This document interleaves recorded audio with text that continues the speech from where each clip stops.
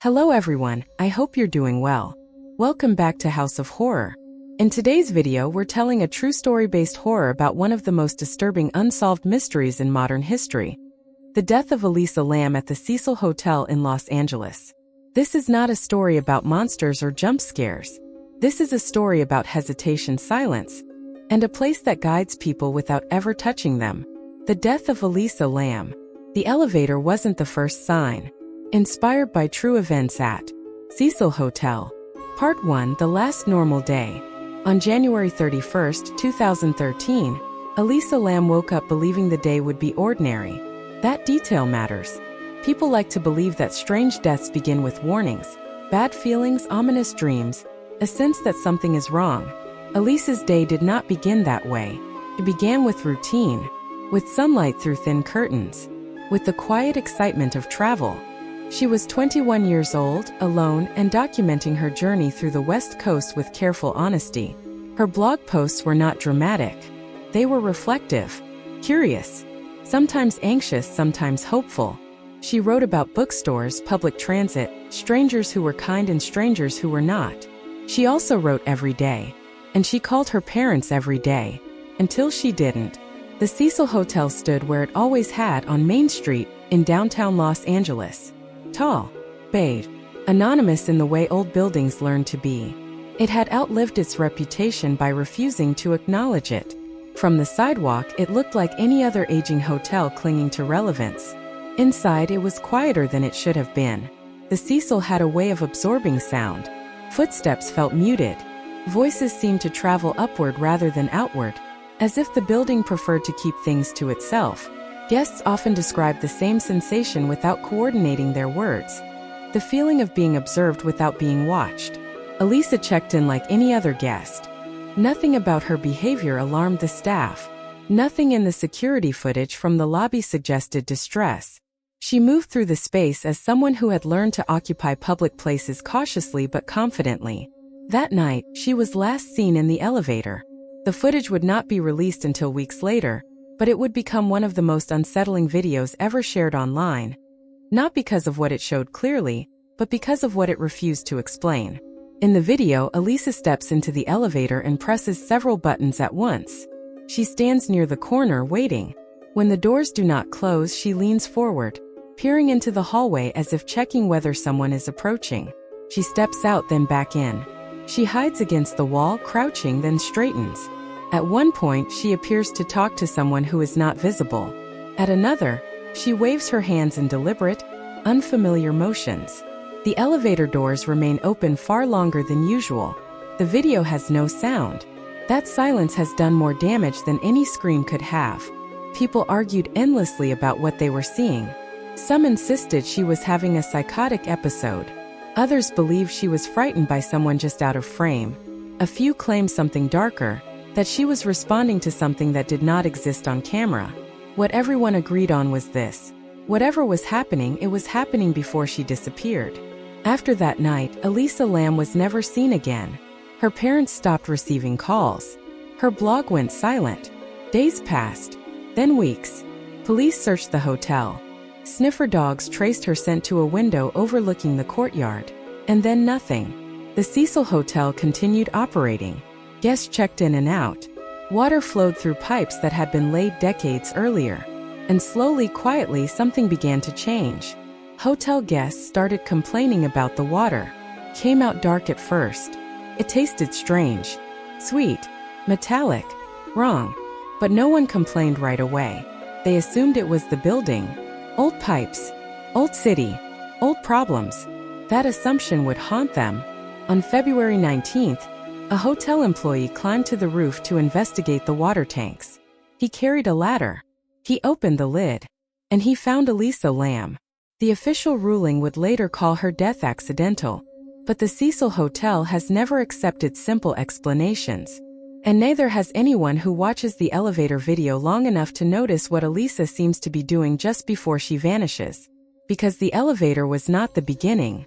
It was the last moment she realized she was not alone. Part 2. The elevator does not close. The elevator video is only 4 minutes long. That is enough. Not because it shows violence, but because it shows hesitation, and hesitation is where fear lives longest. Elisa steps into the elevator as if she has done it 100 times before. She presses several buttons quickly, not randomly, but without checking which floors they correspond to. The doors do not close. She waits, glancing up at the indicator lights, then toward the hallway. Her posture tightens. She leans forward, not cautiously, expectantly. It looks like she is checking whether someone is coming, but the way she leans, too far, too committed, suggests something else. As if she is responding to movement that isn't moving toward her. The hallway remains empty. Elisa steps out of the elevator and presses her body against the wall just outside the frame. She peeks back in, then withdraws again. She is not hiding in the way people hide from danger. She is positioning herself, like someone trying to avoid interrupting something. When she re-enters, she crouches in the corner, shoulders hunched, hands raised slightly in front of her chest. It is not a defensive posture. It looks practiced, almost familiar, as if she has done this before to make herself smaller in a space that does not belong to her. The doors remain open. Elevators are not supposed to do that. She steps forward again, hands moving in deliberate, angular motions. They are not frantic. They are not random. They resemble gestures more than panic. Measured, intentional. As if she is explaining something or responding to instructions. There is no one else in the frame. That absence is what unsettles people most. If Elisa were frightened by a person, the fear would be directional. Her eyes would track a body. Her movements would react to proximity. Instead, she looks around corners into empty space down the hallway, as if aware of something that does not need to occupy physical space to be present. At one point, she stands just outside the elevator doors and waits. Patiently. The doors still do not close. Some viewers later pointed out a detail that never made it into official reports. Just before Elisa steps fully out of the elevator for the last time, she pauses and looks downward, not at the floor but slightly past it, as if focusing on a point below eye level that is not there. Then she leaves the frame. She does not run. She does not look back. The elevator doors finally close. That is the last recorded image of her alive. Search teams scoured the Cecil Hotel for days. They checked rooms, stairwells, maintenance areas. Dogs traced her scent to a window on the 5th floor that overlooked the inner courtyard, and stopped. As if the trail had ended abruptly, not faded. The roof was searched. Nothing was found. During this time, guests continued to use the water. They showered. They brushed their teeth. They drank from the taps. They noticed the taste. They noticed the color. They did not complain immediately because the building had taught them not to expect better. The Cecil Hotel has a history of making people accept what they should question. The water tank sat on the roof, heavy and industrial, part of an infrastructure few guests ever thought about. Access to the roof was secured, locked, alarmed. Not a place a guest could wander into accidentally. Yet on the morning of February 19th, a maintenance worker climbed the ladder and opened one of the tanks. Inside was Elisa Lam. The details matter less than the circumstances. She was found where no one had thought to look, in a space that was never meant to be occupied by a person, accessed by a route that raised more questions than answers. How she got there, why she was there, how the lid had been closed. The official conclusion would later call it an accident. The Cecil Hotel has never agreed with conclusions. It has outlived them all. When the elevator video was released to the public, something else happened, something quieter but just as unsettling. People who watched it reported feeling uneasy long after it ended. They replayed it obsessively, convinced they had missed something. They paused on frames where Elisa's eyes shifted, where her hands moved just out of sync with expectation. They felt, without being able to articulate why, that the video was incomplete. Not missing footage, missing context. Because the elevator was not malfunctioning. It was waiting. And Elisa, in her final moments on camera, appears to understand that whatever she is responding to does not need to be seen to be obeyed. Part 3. The Hotel That Forgets People. The Cecil Hotel has always been good at forgetting. Not erasing. Forgetting is gentler than that. It lets things slip out of focus. It allows details to blur until they no longer demand answers. That is how it survived so long on Main Street. How it absorbed decades of violence without ever being forced to explain itself. Elisa Lam disappeared into that kind of forgetting. In the days after she vanished, the hotel continued its routines. Elevators ran. Rooms were cleaned. New guests checked in without knowing they were sleeping above an absence. The staff answered questions politely, repeating the same lines, directing attention away from uncertainty. And all the while water flowed. It flowed through pipes that had been laid long before anyone thought about maintenance or accountability. It flowed from the rooftop tanks down into every room, into every cup, into every mouth. It carried the building with it. The taste of metal, the memory of rust, the quiet history of everything it had passed through. Guests noticed the change. They described the water as dark at first, then clearing. They described a strange sweetness, cloying and wrong. Some said it smelled faintly of earth. Others said it left a film on their skin that soap couldn't quite remove. They told themselves it was nothing. People always do. Complaining would have meant admitting something was wrong, and the Cecil Hotel has always relied on the assumption that nothing is wrong, just old. When the maintenance worker climbed the ladder to the roof, he was not expecting to find answers. He was expecting sediment, debris, a mechanical explanation that could be written down and resolved. Instead, he found the missing. Elisa Lam's body lay in the water tank, unreachable and undeniable. The space was too small, too isolated, too deliberately closed to make sense. The lid was shut. The alarm had not sounded. No one could explain how she had accessed the roof, how she had climbed inside, how the tank had been sealed afterward. The building did not respond to these questions. It never does. Investigators retraced Elisa's steps through the hotel, mapping her movements backward from the elevator. They searched stairwells, fire escapes, maintenance corridors. They studied the layout, the access points, the places where someone could be unseen. They found nothing that explained everything. Only fragments. A window on the 5th floor that could be opened. A ladder on the roof. A tank lid that could be lifted by someone determined enough. All technically possible. None convincing. The Cecil Hotel has a history that resists coincidence. Decades before Elisa arrived, other lives had unraveled within its walls. People who came and stayed longer than they should have. People who were drawn to the anonymity the hotel offered and lost themselves in it. Serial killers passed through, violence passed through, despair passed through. And the building absorbed it all without changing its posture. It remained open. It remained cheap. It remained quiet. That quiet matters. People often describe the Cecil as loud because of what has happened there. But those who have stayed inside know the opposite is true. The hotel is quiet in a way that feels intentional. Sound dampens. Voices flatten.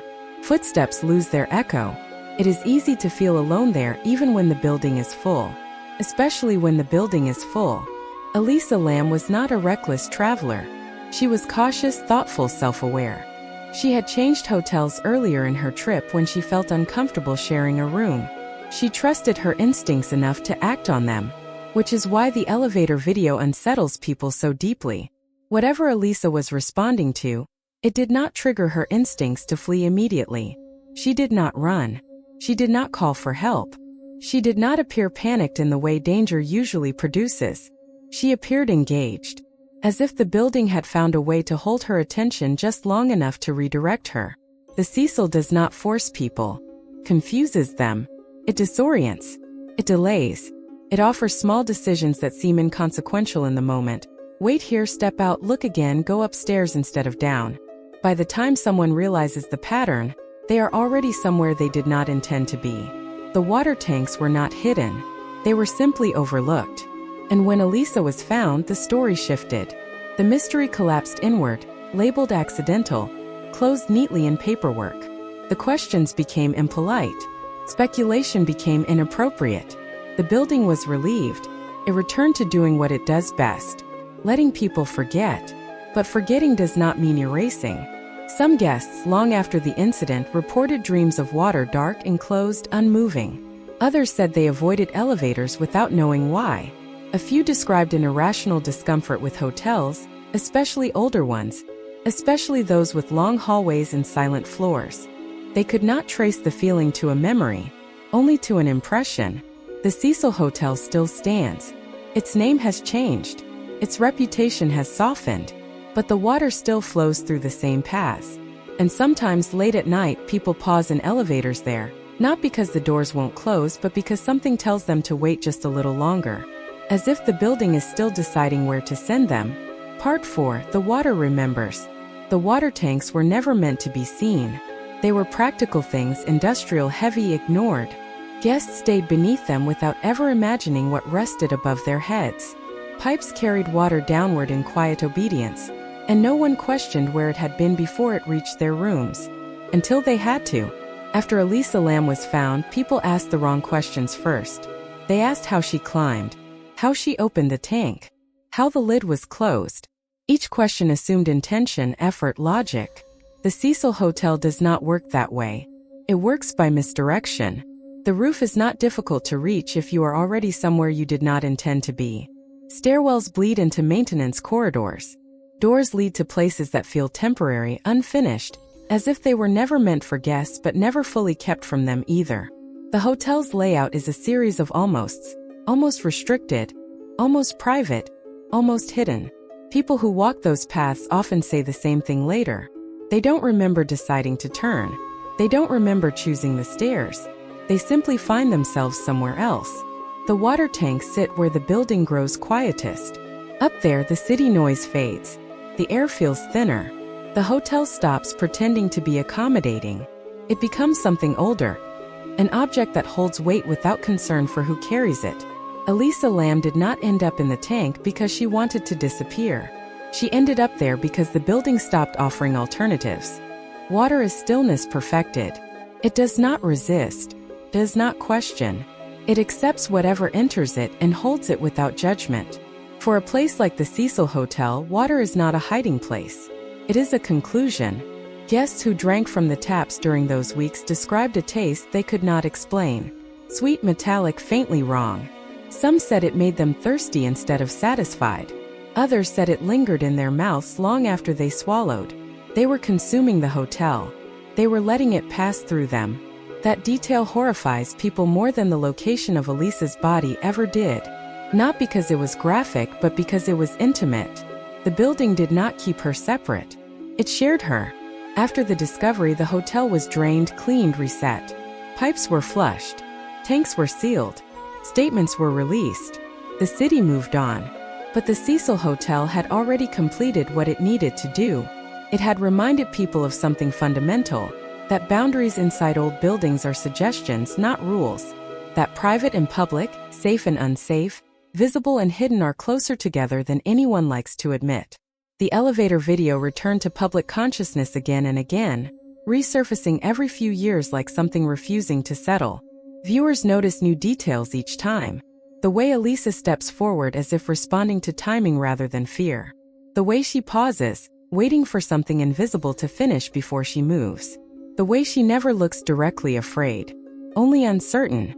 Uncertainty is more dangerous. Fear tells you to run. Uncertainty asks you to stay just a little longer. The Cecil Hotel thrives on that hesitation. It has for over a century.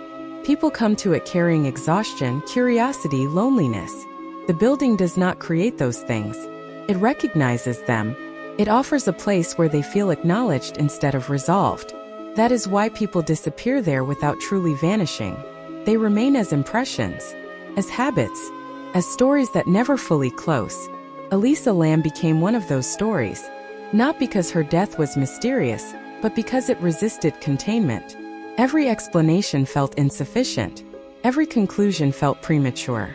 The more people tried to define what happened, the more the building seemed to slip out of focus again. The water tanks were sealed. The hotel changed its name. But guests still pause in elevators there. They still hesitate in hallways. They still report a feeling that something is guiding their movement rather than obstructing it. And somewhere, deep in the building's infrastructure, water still waits, still enclosed, holding what the hotel has learned about how easily people stop choosing once choice becomes inconvenient.